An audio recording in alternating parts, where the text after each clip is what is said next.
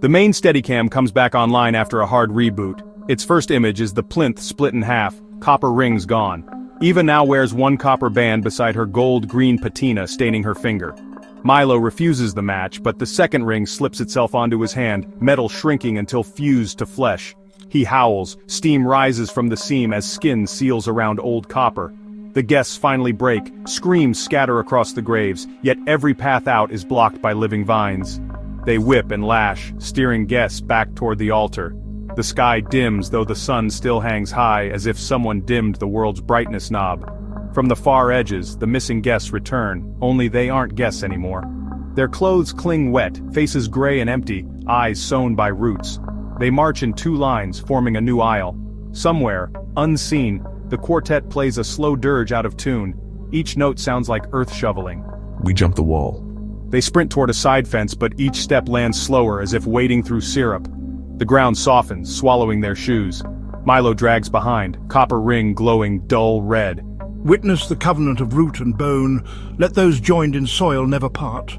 His book now bleeds sap that burns holes in the grass. Ghostly shapes rise behind him, bride figures in rotted lace, grooms made of mud and briar. The Steadicam trembles. Frame by frame, new vines write words across every stone, names of guests still alive. The letters carve themselves, granite squealing.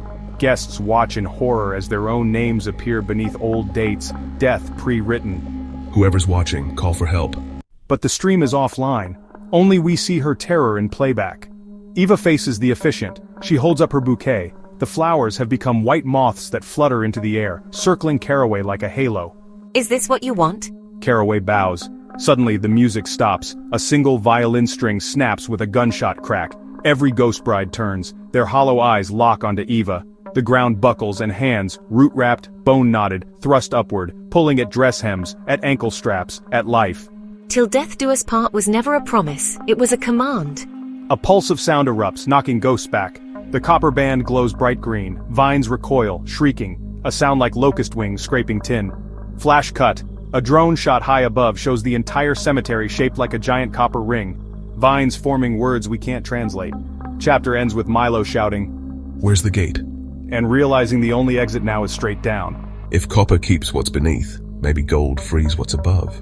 He yanks off his gold band, tosses it toward the altar.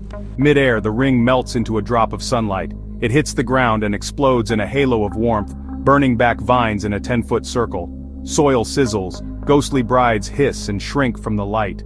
For one heartbeat the sky brightens, birds sing, then the halo fades. Where the gold struck now yawns a tunnel of light leading downward, not upstairs carved in root and bone. We go together. Sarah shakes her head, stepping back. But the vines snag her ankles and she vanishes below the grass with a single muffled scream. Eva and Milo descend the bone stairs, hand in hand, copper bands humming like tuning forks, knowing salvation may lie deeper than any grave.